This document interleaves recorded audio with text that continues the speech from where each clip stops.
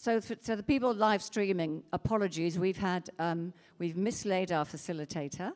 So we have found somebody else who's going to take over. Yeah. Yes, wait, not a problem. Okay, not a problem. Somebody else is going to take over. So this is Russell Manser. You'll introduce them, and we'll go from there. Thank you very much for doing that. If James appears, he will just pull up another chair and join you. Yeah, not a problem. Yep. Thank you very much. Thank you.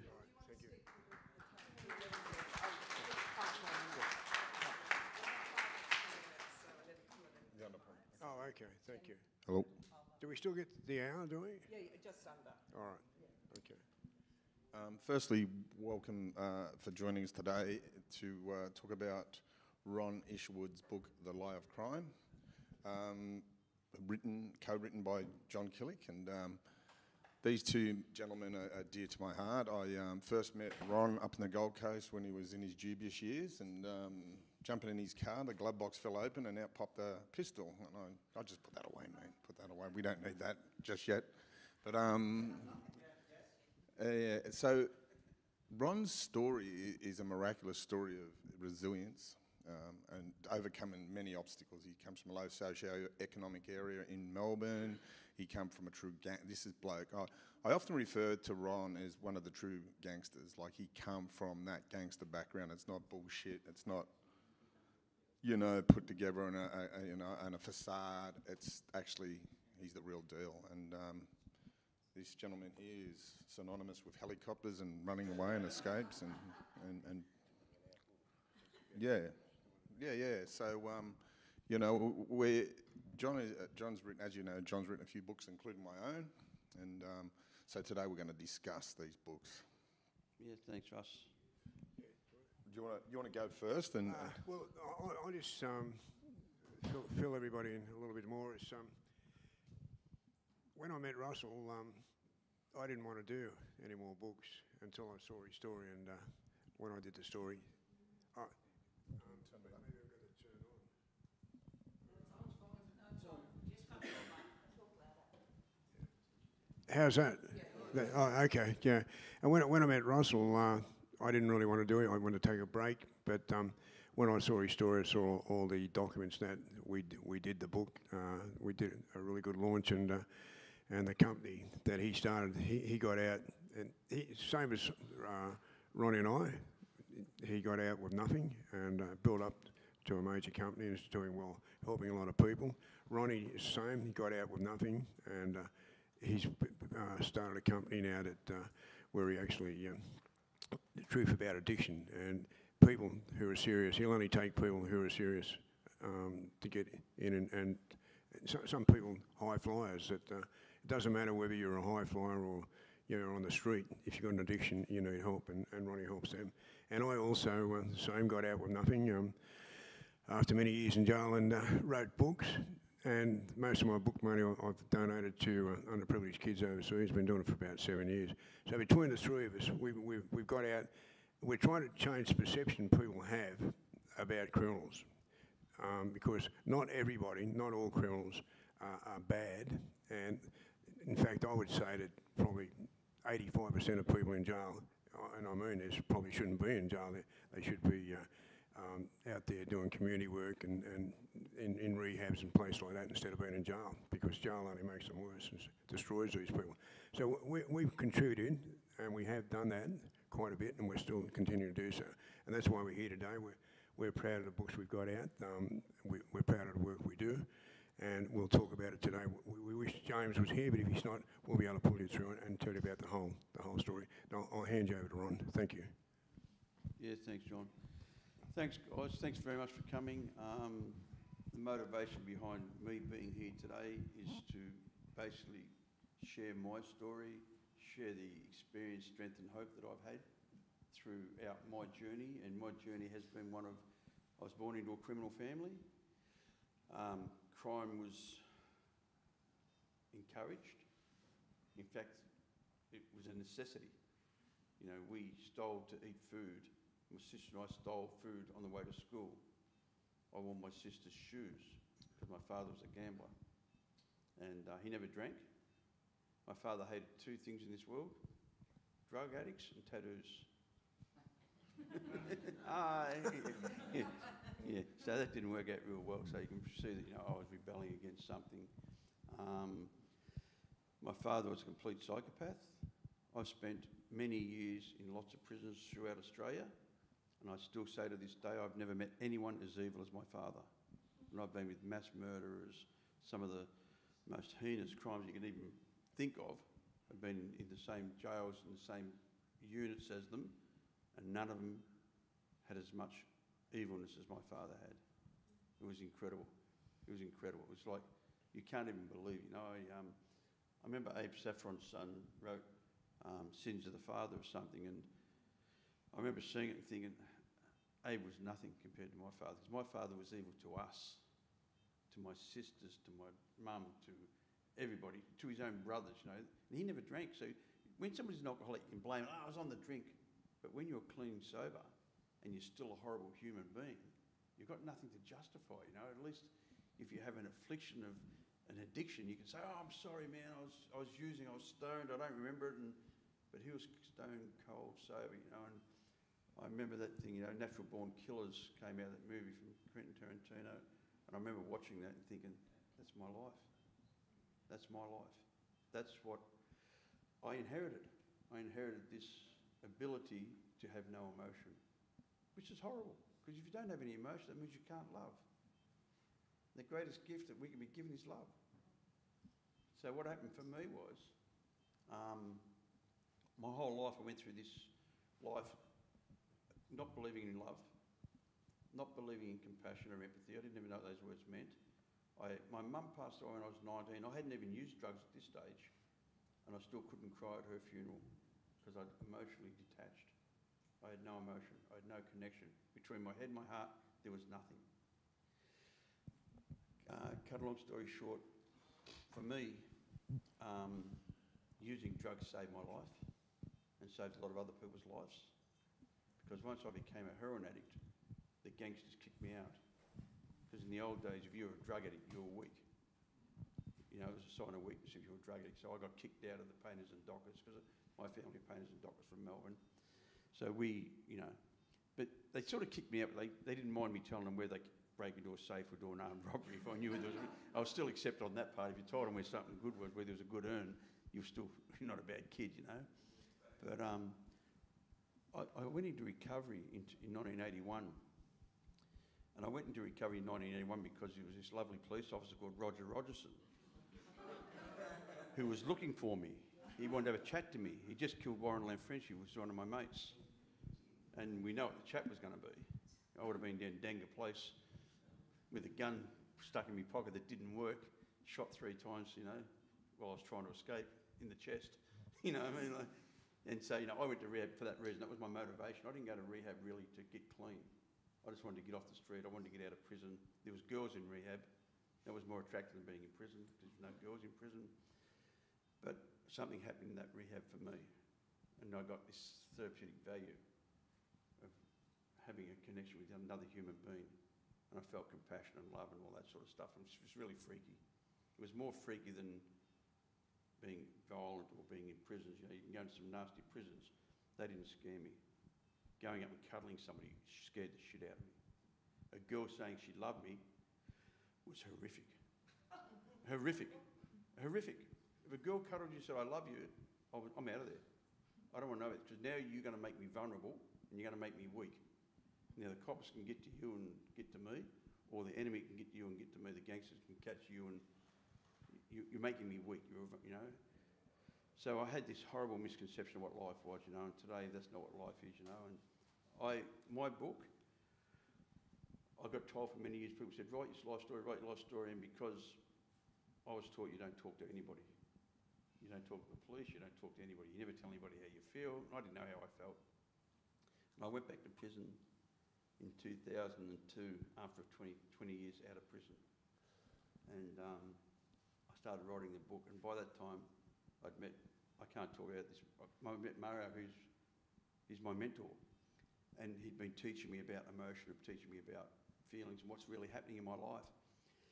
And since 1986 to 2002, I don't know how he put up with me, but he stuck with me, And the reality was, he taught me how to be a man, concept because, you know, I chose him to be my mentor because he was a father, he worked and all that stuff that I didn't have.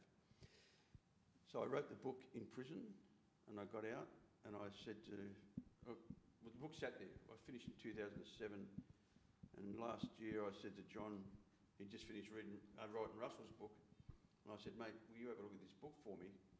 I'm not a writer, you know, I did some writing course, but I'm not a writer. Do you want to have a look at the book and help me rewrite it? And he's like, no, I'm not really interested. I'm tired. I want to rest. I don't want anything to do with books. I said, well, just read it. Just read the manuscript that I've already written in prison, and have a look and tell me what you think. And he said, all right, well, send it to me, you know. He rang me up within 24 hours of getting it and said, yeah, mate, I'll write this book. Yeah, I'll go through it with you. And that's how it started, you know what I mean? So I met Russ through friends, and I met John through Russell, and I'm not a religious person, I'm a spiritual person. I believe everything's for a reason. I'm sitting here today for a reason. Why aren't I dead? Every single guy I grew up with from Melbourne is dead. Every single person I grew up with is dead. In my book, if we did do it, we didn't put it in. In the back of the book, nearly every person's name that was written in that book, it had deceased written beside it. Every single person that I grew up with. Every single, you know, Graham Jensen, Warren Lanfranchi, you know, like Peter Croft, Greg Workman, like every single guy that I grew up with is dead. Killed by the police or killed by each other.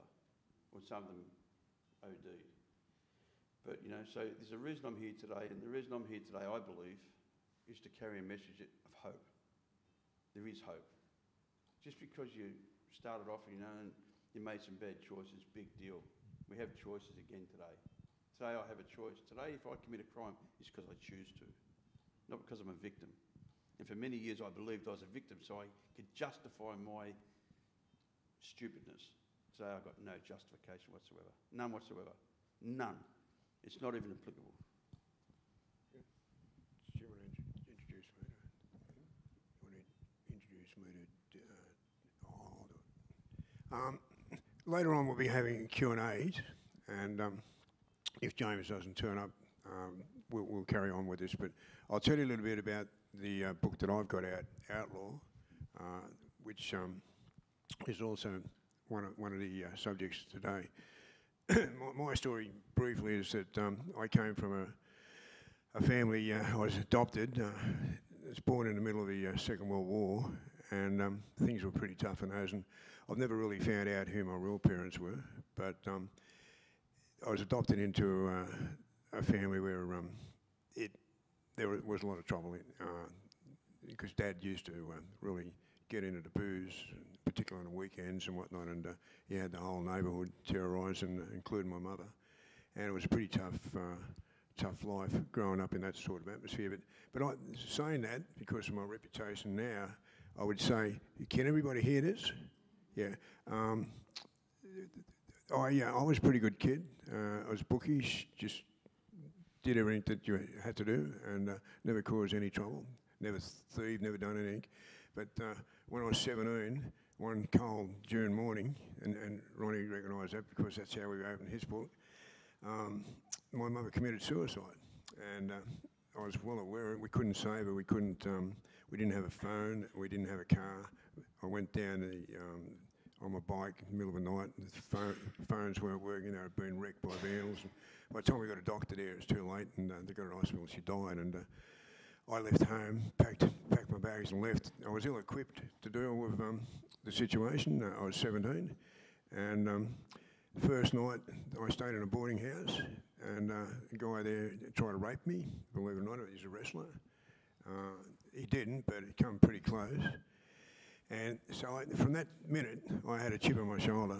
Really, it was me against the world, and I just didn't give it out. Wouldn't go back home, and finished in jail. Got mixed up with guys older than me, doing shoplifting, just petty stuff.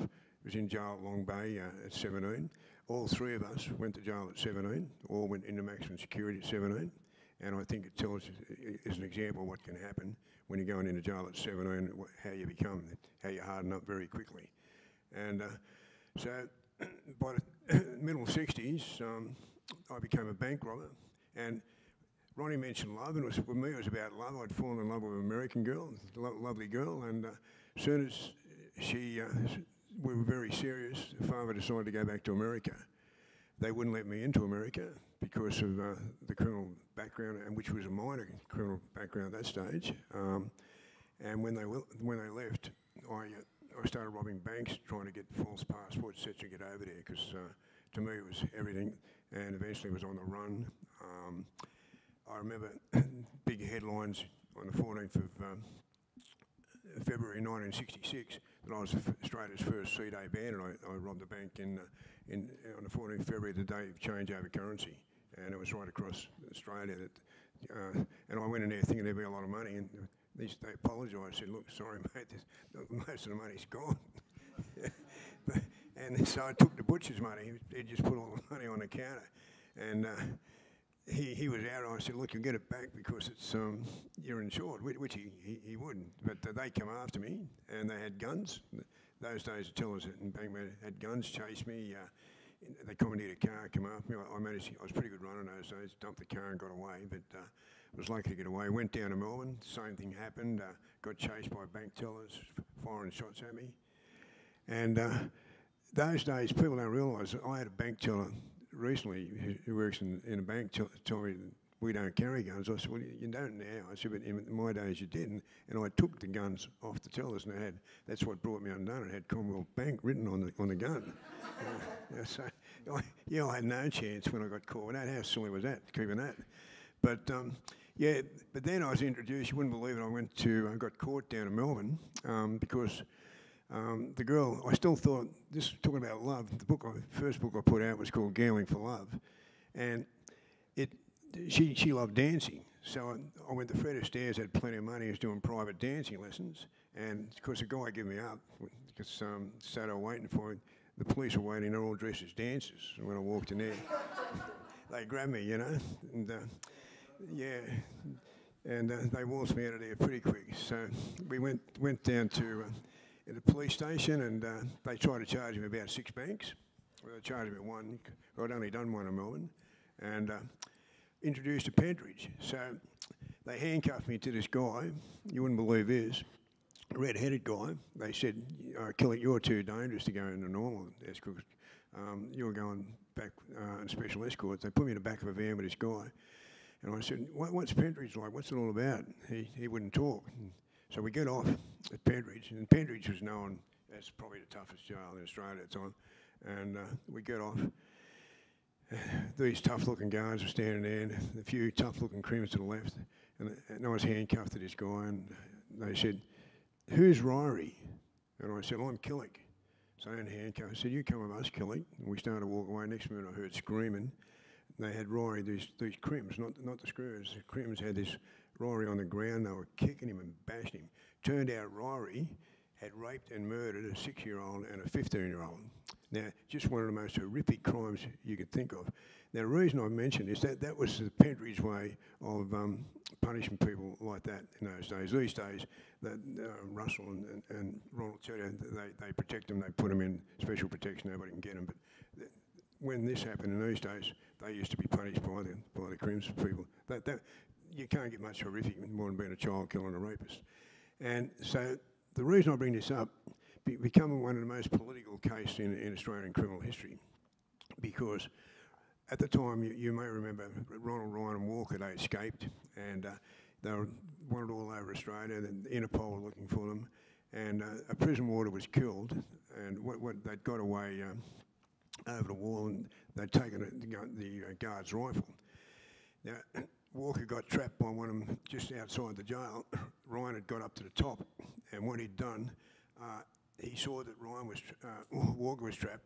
He aimed the rifle at the prison officer, and at the same time, the prison officer from the top fired a shot, trying to get Walker. Now, the prison guard was shot, and he died almost instantly. He fell to the ground, and Walker got away, and they got away, and they were arrested in Sydney, eventually arrested in Sydney about a couple of weeks later. Now, Ryan was sentenced to hang because of it, and Walker got 36 years for various offences, and Walker got out and just died recently. They wouldn't let him out. We got out for a while, and then they wanted to extradite him back deport him back to England. He hadn't been there since 1948. So he had wife and children because he got out for 20 years, did the right thing, but he still, Mr. Dutton insisted he stay, and he died. He died just recently, very sick man. They wouldn't let him out to his wife and kids. But Ryan, what happened, the forensic proved during the trial, and this is the point I want to make because it's still very controversial today, and books are being written about it, documentaries being, and this won't go away. The forensic guy said at the trial, and I'll never forget, and I saw it then, that the bullet travelled at a downward angle. Now, that means it's probably the guy from the tower that's fired the shot because the bullet travelled at a downward angle. He said he would have had to at least be 9 feet to 12 feet tall. Ryan was standing on a flat surface, and they never found the bullet that done it. And a lot of people say that bullet was lost on purpose. So they went ahead and hanged Ryan, and it was the most controversial. It was so controversial right around the world. They did petitions. A lot of important people tried to stop it, and they went ahead with it. And even my father was upset about it. This affected everybody. Wrote me a letter because they commuted. This is the point. They commuted the sentence on Rory. Now, the child killer who'd raped and murdered a 6 and 16-year-old had his sentence commuted. They hanged Ryan. This Rory was a very good artist. Did most of his time in A Division, which was pretty easy jail there, and became a fairly well-known artist. Was released after 24 years, and went on to, as far as I know, have a reasonable good life. So that's what can happen. The system can be a two-tiered system, and when it becomes political in jail and politics get involved, it doesn't matter what you do. If the word's out, fix this guy, then you're not going to win. You won't win. And I've learned, all three of us here have experienced what I call a two-tiered system. And that's what we write about in our books, to get it across, and people should understand that when you read and you see the Telegraph, what they say about, I thought, I'm going to write books because there's so much misinformation out there about guys like us.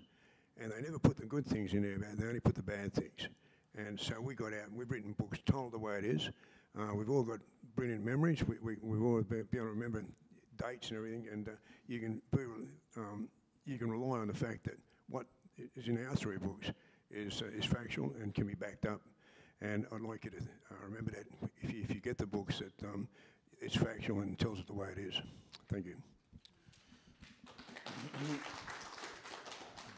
What you would have established in all of our stories is the underlying issue of our so-called bad behaviours trauma, you know, and I often talk about the antidote to trauma is love, and as in our formative years, the three of us were not given much love, and we go out, and I often say, you show me a person with a propensity for violence, and I'll show you a person with underlying issue of, you know, trauma. You show me a person with a serious drug addiction, and I'll show you a person with an underlying issue of trauma. You show me a person that's a self-harmer, and there's often, you know, in our experience, the three of us were never really like through I'll tell you something now, prisons are just amplified trauma. Prisons are a place that are set to traumatise you as much as they can and damage you as much as you can. There is no rehabilitations in prisons.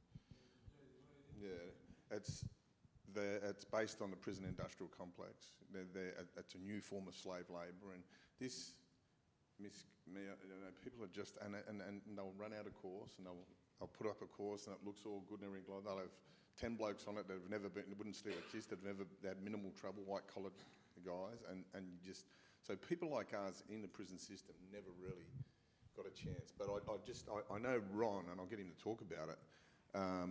Ron took the bull by the horns while he was in jail in Queensland, and he established a drug-free unit. So I reckon, Ron, would you talk about that? Yeah. When I got, as I said, I went back to prison in 2002, and I had 16 years off drugs. You know, I made the fatal mistake of getting back involved with old associates, and yeah, you know, one won't hurt, you know, yeah, sweet, I'll put some money in, yeah, I'll help you, yeah, and you know, anyway, cut a long story short, I got sentenced to 18 years. The sentence was horrific for the crime I was arrested for, but the sentence wasn't what was hard. I had a 6-year-old daughter who I didn't get to see really until she was 16. She went back to America with her mum. So You know, when people say to me, what did you lose? I lost watching my daughter grow up. Don't worry about being in prison. Prison's not full of tigers and lions. But what happened when I went to this prison was, because I'm a recovering drug addict, alcoholic, I had to maintain my sobriety. Because if I had abused drugs in prison, I would never have got out of prison. Because when I was in prison, back in the 70s, there was hardly any drug addicts in prison. There's very few drug addicts. I was the odd man out. I went back to prison in 2002. Everyone's a drug addict, and I'm the odd man out again. I don't seem to fit in, you know. I'm that guy that just doesn't I'm not a sheep. So when I got to this prison, I realised that the only way you can stay clean, and anybody who's involved in any sort of 12-step program, they'll tell you the only way to stay clean is by helping other people. And the churches help other people, and most things at work are about giving, not about taking. You know, human beings, we really should be giving to each other. We shouldn't be taking. So I started looking after people in jail that wanted to stay clean. You know, and that was very controversial for the drug dealers in jail, because they were making their living in jail, selling dope to the junkies in jail, whose wife's got 2 kids or something, they're living on the pension, he's on the phone, you got to bring me some money, they're going to kill me on Saturday, and then the wife, she's going without food for the kids, and I was the other guy that said, mate, if you want to stop using, I'll help you. So when it came time for the gangsters to come to me and said, you're ruining our business, and I said, mate, listen, I'm not ruining nothing. If they want to use, that's their business, and that's your business. If they want to stop, that's my business, and I'll help them, you know. And as I said, I'm not really a sheep, so I'm not very, if you tell me I can't do something, you watch me do it, you know what I mean? And that's why I'm clean. And I've been clean for 37 and a half years.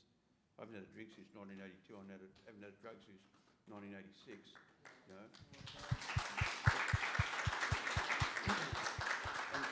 And the reality is, I was, again, the universe, God, whatever you want to call it, I don't really care what you call it. I believe we have to serve something. Whether it's the devil or whether it's the Lord, you got to serve something. And we all serve something. I served drugs, I served crime, I served all that stuff. And when my life started to turn around, I started serving what I believed in, which was love, understanding, forgiveness. And a general manager of a prison had heard about me from other prisoners. And he believed in rehabilitation. First time I'd ever met a governor of a jail that believed in rehabilitation. And Serco owned the prison. It wasn't a government-owned prison, it was a privately owned prison. And he'd come from London, and he believed in rehabilitation. I'm saying, he never told me this, I'm saying that he had a child or a relative who'd got clean. Because he got me into the prison, he said, I hear real good things about you. I've got a dream. I want to open a rehab in jail. How can we do it? And I said, you've got to take us away from the rest of the prison. You've got to give us a unit, completely isolated. No one can come to that unit. We have visits in a different section. Your prison officers have got to be hand-picked, because we can't have prison officers bringing dope into the or prison officers not going to bring dope. Of course they are. You know? They're on 60 grand a year or something. These guys in jail are spending 60 grand a year outside while they're still on the neck. You know, of course they're going to be doing it. You know, they're going to bring that in. You know, so you know he was really good. He gave me a really good break. He did. Mara used to come to visit me in jail. He'd come into the jail, into the unit. I was getting people coming from 12-step programs into the jail, coming down to sitting in my cell. I was having lunch with the governor of the jail once a month. He'd come into our unit with all the other prisoners. We had 30 prisoners that all remained drug-free, and every one of those guys were serious, violent offenders. But they all had one common denominator. They all wanted to learn how they could stop this cycle of getting out of jail, going back to jail, getting out of jail, get back to jail. Well, what happened was, after a year and a half, we were becoming really strong. We were getting really good, name within the system. Anyone that wanted to get clean were coming from other prisons to come to this particular unit. And the system decided to move the general manager. The new general manager moved in, shut us down. Said, this is all bullshit. You guys are manipulating the system. He said, wait a minute, stop. We do urines. Everyone does urines every week. Everyone's clean. What was the whole system about? The system was about rehabilitation, about being a drug-free unit, and we'd maintained that. See, we policed our own unit, because our attitude was, if you want to use drugs, get out of the unit. Get out of the unit. We don't care. I don't care if you want to use drugs. Honestly, I don't care if you want to use drugs. You want to get drunk. You want to go do whatever you want to do. But don't do it in this unit. And I was lucky enough to have a couple of mass murderers. That's what they were. From in jail, guys that had killed lots of guys in jail that wanted to get clean. So they became the muscle in the unit where, you know, they said, if you use, we're going to throw you down the stairs. You either put your hand up and say, I'm out of here, I want to go and use, and that's fine, you can go and use, but you've got to leave the unit. So we maintained this incredible unit. And guys still today are clean 15 years later because of that unit. So we can do it, but the system won't let you. I spent 45 minutes on the phone 4 days ago trying to speak to the general manager of the prison in Queensland, and for 45 minutes they just transferred me to phone to phone to phone to phone until it went beep, beep, beep, beep, and cut me off. They wouldn't even tell me who the general manager's name was. I said, I need to talk to somebody about your program after people get released from prison. I'll put you through to the medical centre. The nurse answers the phone. She goes, well, I said, I'm trying to talk to you. This is the medical centre. What are they putting you here for? I'll transfer you to this place. So nobody's responsible. And this is my own personal Achilles heel.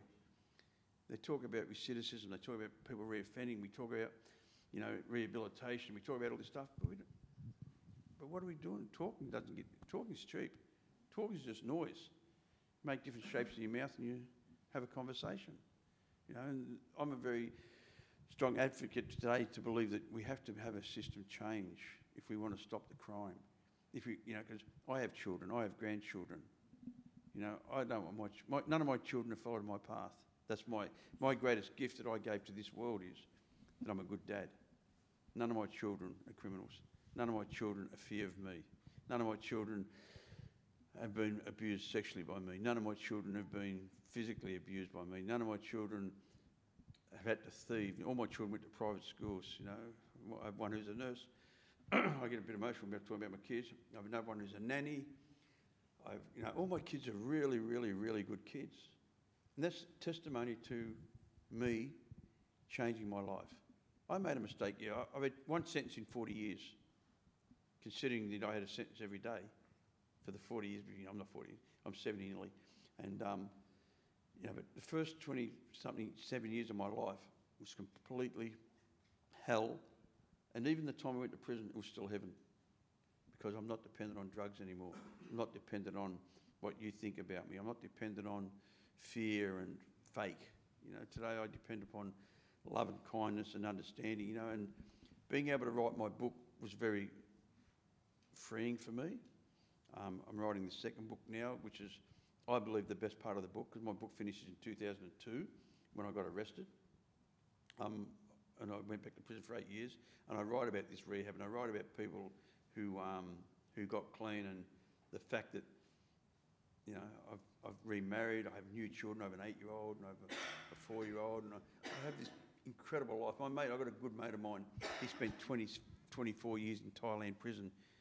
He says, you're the only guy I know that lives the life of a rock star without the shit music. I shouldn't say that. You know, but he used to say that to me all the time. He'd say, you know, and it's true. You know, I've had my ups and downs, but my life has been incredible. My journey's been fantastic. Would I have liked to have changed it? Yeah. But then I wouldn't be who I am today. I wouldn't have the message I have today. I wouldn't have the heart that I have today. I wouldn't have the compassion, the understanding that I have today, you know. So the flip side is, do I wish that my life was different? Yeah, but no. That's being honest. That's being honest. Am I sorry for some of the things I've done? My word, I am. My word, I am. If I harmed anybody, that was the least of my intentions. You know, I never really wanted to harm anybody intentionally, especially innocent people. Could I just say something about that, Ron? Yeah, mate. Yeah. We've all spoken here today, and probably most of you don't know who we are. And I think that we have got it across that we're doing good things now, but we accept, and I know for a fact because I've helped them with their books and with mine too, we do accept that we did some terrible things, bad things. We didn't kill anybody. We didn't rape anybody, but we were all three notorious. And I point to Ron, who at one stage was international jewel smuggler and I think drug smuggler at some stage. Yeah, Russell was a professional bank robber. He's very good at it. He robbed this same bank twice and it showed a little bit of heart because the security guard nearly lost his job because they took his gun. So the second time he did it, he gave him his gun back. It was coming up to Christmas, and you know, yeah, it was Christmas time, wasn't it? Yeah, it was Christmas time, and he gave And the offer of a reference.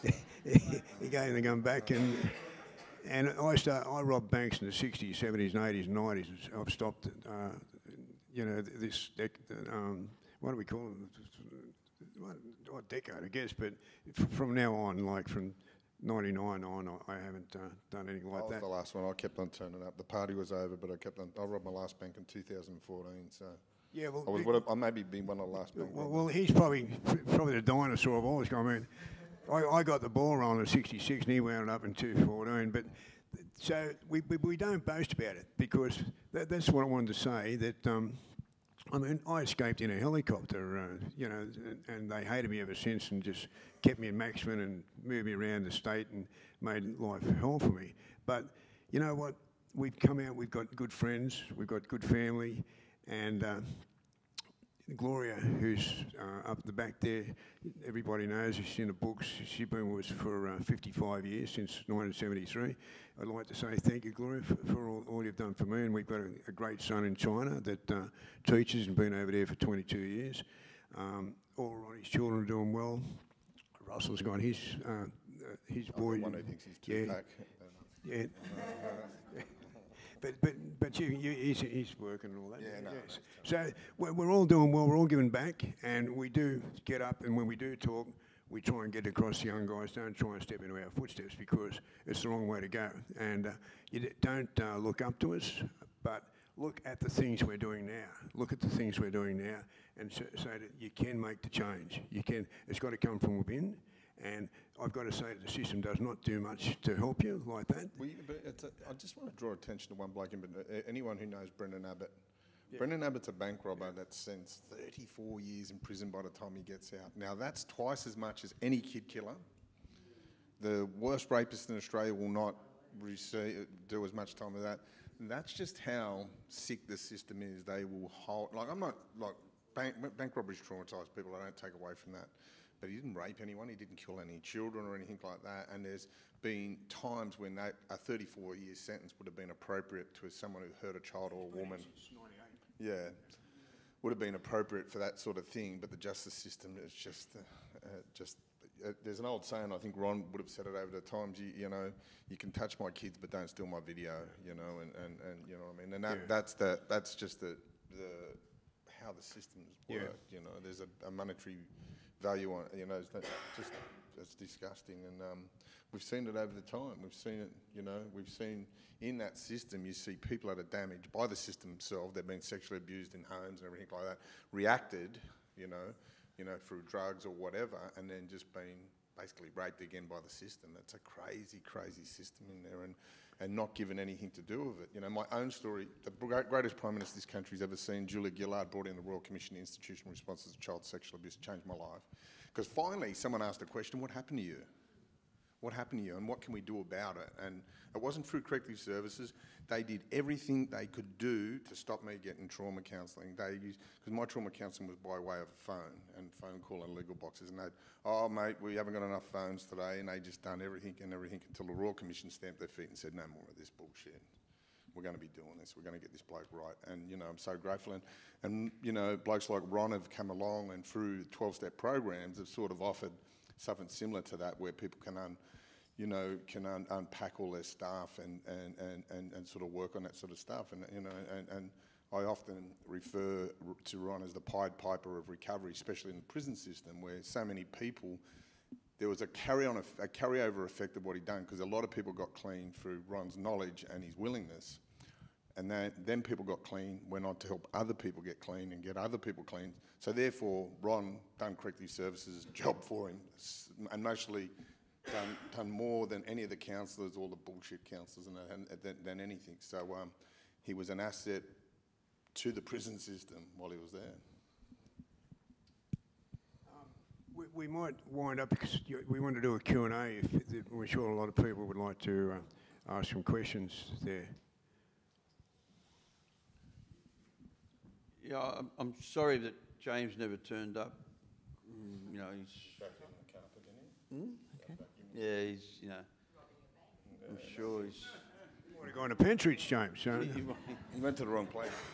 But, you know, the funny part about us is we're the three misfits, and we're reliable, we're consistent, we're respectful, we're honest. You know what I mean? We're accepting, you know, and we work off our demands. If we say something, we do it. You know, that's the funny part about being a misfit.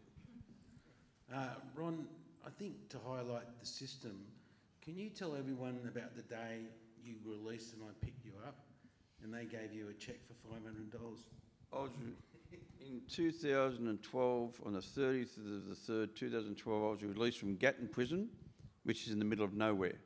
In the middle of absolutely nowhere. And the estate is in the middle of nowhere. I'm talking 3 kilometres from the road, from the main road. There's a racetrack there, don't Sorry? I think there's a racetrack there. You'd know if there's a racetrack. And anyway, I got released. They kicked me out at 6 a.m. in the morning. Mario was coming up with 2 other guys to pick me up. 2 guys that I sponsored, and Mario's my spiritual advisor. And I was standing at the front with a plastic bag. And they gave me a cheque for $360 or $400, whatever it was. No ID. I've just served 8 years. No ID. No one there to pick me up. Like, if they had turned up, I was standing nowhere. Like, the corrective service didn't give a rat's ass. Like, you're out, bye, threw me out the gate. We had not 1 cent. So I get out of jail. I go to the bank. Can I cash this cheque? Have you got any ID? No. Where's your licence? I've just been in prison for 8 years. Where's your birth certificate? I don't know. I've been in prison for 8 years. Can you get it? First of all, they said, yeah, you can put the money in the bank. They let me put the money in the bank.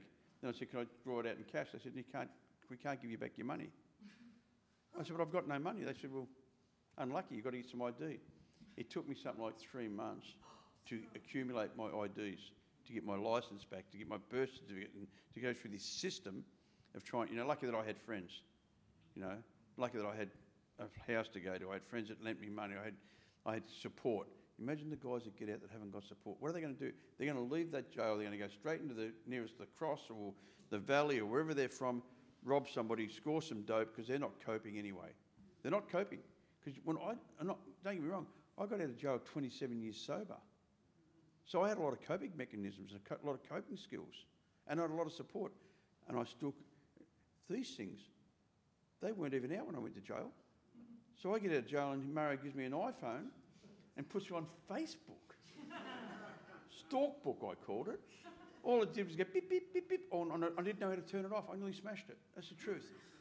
I drove into Bondi Junction. This is a true story. I drove into Bondi Junction car park. I lived in Bondi Junction, you know, for many years. And I drove in the car park and I parked my car in there and I went to go and buy some clothes because, you know, the clothes I'm wearing are a little bit out of date. And I got overwhelmed and I couldn't buy the clothes and I walked out. And I got in the car and I went to drive out. I'm really upset. I'm very unstable. And I drive to they tell me, you've got to go to the machine. You've got to put money in the machine now to get out the car park.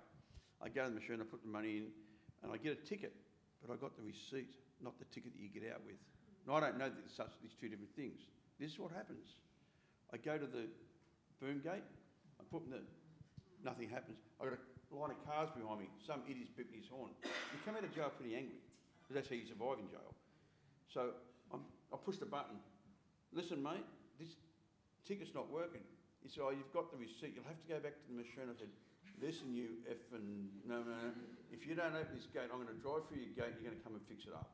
The gate opened. But that's how it was. I had no living skills. And this is a guy, 57 years of age, 27 years clean. So what chance has a kid got getting out of jail, no assistance, no education, no... Some of them can't even read and write, and they don't even teach to read and write. Yeah. But that's what happened. That's exactly what happened. It was horrific. I think how they prepare, I think the analogy you could use is like sending a soldier to war with a gun without bullets in it. The chances of survival are bleak at best. Hey guys, Ron, I'd like a special thank you to you. I've heard about a lot of work you've done. I've been in jail in Queensland, New South Wales, a few other states. I've got a good friend in Johnny Kelly there. He's my mentor. Like you said just a second ago, Johnny, don't step in our footsteps. But what I'm trying to say is I sell homeless magazines in Pitt Street Mall, and that's my way of giving back. Like, I talk to people. I don't care if I sell a magazine. It's I get to talk to people and learn to become more confident and stuff like that. And the things we meet weekly, as you know, and I've learned a lot of you, and you guys are inspirational. And we're the generation come from behind you who've spent most of our lives in prison. So, you know, you're an inspiration to us. We learn a lot from you, and we'll continue to learn a lot from you. And who knows, maybe one day we'll be up on that stage and teaching the next generation. Thank you, Bevan, because I know Bevan personally, and he was homeless. Terrible things happened to him as a child. He's overcome it. He works now. He sells 7 days a week magazines for the homeless, and does a lot for them. And I know that he's a good guy. Thank you, Bevan. Thank you, Bevan. Thank you, brother. Thanks very much. My name's Rob Long. I'm a TAFE teacher, and I'm here with my colleague Peter Allen, who's a TAFE teacher, and he actually teaches in Wellington Jail in the painting and auto repair section up in Wellington Jail. You guys are doing amazing work, and I really, really thank you. And John gave me signed your book, Ron, and I gave it to the Deputy Secretary of the New South Wales Teachers Federation, and she read it over the long weekend and said she couldn't put it down. Fantastic book. And I think what John said is right, is, you know, that the Daily Telegraph will absolutely focus on the dreadful stuff, but will never report on what you guys are doing, and I really thank you. And all I wanted to say as a teacher, and we work with obviously with teachers in jails, how do we improve that? Because we know it's not up to standard. John just said so many prisoners, something like 85% of the men and women going into jail are illiterate and come out illiterate. And how do we improve that? Because that's what we want to do. Peter Severin come through the Commissioner of Corrective Services, Chris, and decimated the teachers in particular in New South Wales. Got rid of classrooms and replaced it with sewing machines. You know, I remember going to jail. I didn't have a sewing problem when I went to jail. I know they sat me down in front of a singer one day and asked me to make a few body bags, and I said, "Oh, what's this got to do with my rib? That's what you got to do." And I said, "I got a drug problem, not a sewing problem," and you know, and sure there's, but that's that whole thing, is that exposure to people like yourselves, and I know you're sort of tied up and you can't talk about it, and you can't. It's hard for you teachers and that to come out and tell the truth because you're under the threat of getting the sack, you know, and that's what they do. They blackmail you to not to be honest. It's crazy, and we do need, like, I went to prison as a 17-year-old in 1984, but went back in about 1987, and there was more of it around. There used to be a bloke called Rotten Ron Woodham, and we used to think he was pretty bad at the time, but he was actually not that bad compared to the guy that came after him. I agree entirely. Yeah. I don't understand though. In the world, like Norway has got a system. They've got the blueprint how to rehabilitate prisoners. Got a less than 10% recidivism rate. Ours is like 67%. We just don't want to look at it. We don't, because it's not palatable for fucking Ray Hadley. You know, and you know, he dictates the terms. If we're being treated like human beings and we're getting results in prison, he dictates, oh, they're holiday camps, they're hotels and all that bullshit. And unfortunately, we've got a redneck undercurrent here in Australia, a serious redneck undercurrent here in Australia that don't want to see, they want people bashed, and they want to go back to the Grafton days, which created fucking psychopaths and sociopaths. Yeah. And you would have, you know, Ron and John would have witnessed that more so than me. You have a look at something like Tamworth, right, Endeavour House, and there's I don't know if you ever get a chance, have a look for, what's the document, Home for Killers or House for Killers or something like that, the boys' home, there's an ABC documentary. Oh, yeah, and it shows you all of these kids that went through there.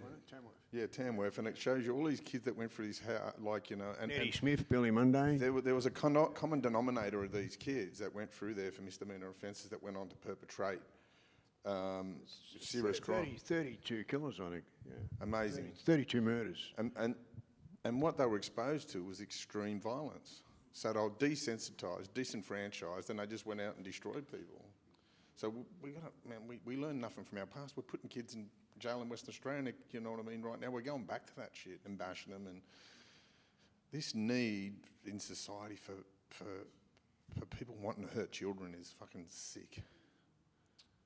Could I just... That was my question, sorry. was around... we've got all these examples like Norway. We know that for the society and also financially, it would be much better to have a different system. But here in Australia, we seem to want to only do punishment. Do you have any thoughts of why we think that punishment is the only way? 100%. It's Ray Hadley. Ray Hadley and these... I've met Ray Hadley. He's not a bad bloke, but I don't believe in his concepts. And you know, but it's this thing of revenge, isn't it? You know, you must be hurt because you hurt my feelings. You know, and this is, you know what I mean? We live in such a so-called a lucky country, you know, we're the most overtaxed country in the world, one of the most over, and we get the worst results in the world. So the funding's there to sort of implement rehabilitation, but they choose not to. And it's so simple. Can I say something maybe on that? For me, like from personal experience, jail used to be called corrective service. Department corrective service. Now it's called corrective service industry. And it's on the stock market. So it's slave labouring. And they want the recidivism rate to keep going because they're getting free work, they're getting slave labour. So that's one of the reasons. There's a lot, but you'd be surprised, there's a lot of, you know, they want to get rid of unions, right? They want to get rid of unions in this country so that prisoners can do their Qantas work. You'd be surprised the amount of organisations that use prison slave labour. And one of the problems too, that the very powerful union, the Prisoners Officers Union, and people, organisation just don't want to go against them because they threaten to go out and strike, and they just don't want that. So, yeah. Ron, this is my question to you. It's not really a question, it's a comment. And you said something at the beginning that really got my attention. Yeah. You have been to prison all over the country, but yet the most dangerous man you knew was your father. And Laura Richards is an international expert on domestic violence and coercive control. And she says that a lot about the abusers in the home. Male abusers in the home are the most dangerous men there could be. And people need to hear what you just said there because that's so profound. And I don't know if, I don't mean to be bringing up about your past, but if you had any training or counselling on coercive control.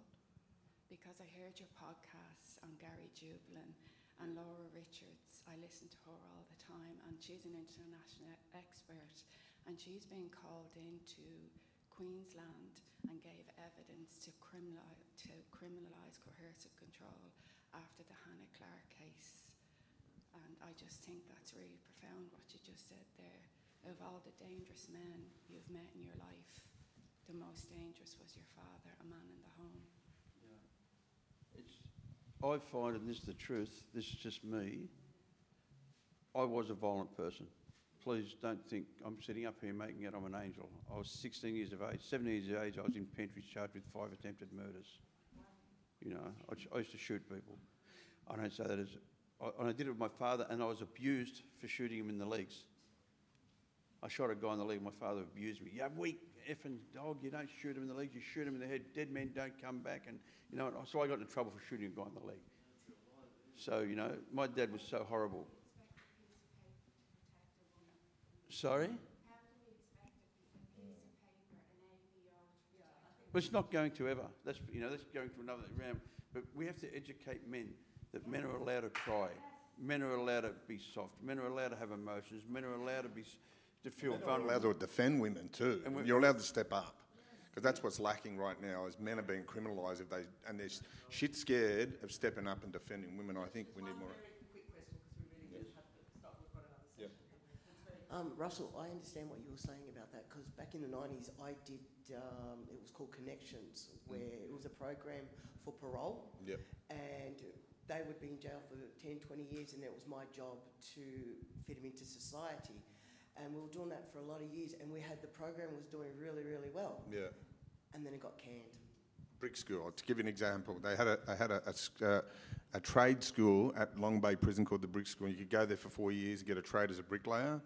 That they went. A university bloke come and told me that was one of the most successful programs they ever had in jail. Yeah, they had it and they got rid of it because anything in corrective services displays any form of success. They got to get rid of it. They don't want it, and that is a fact.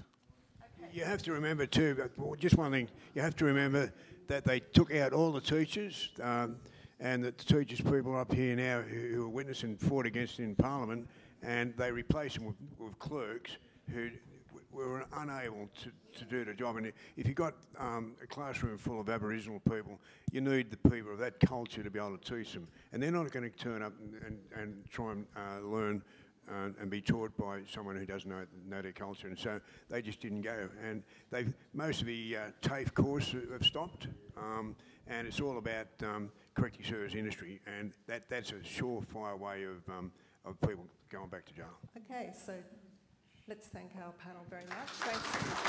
Amazing.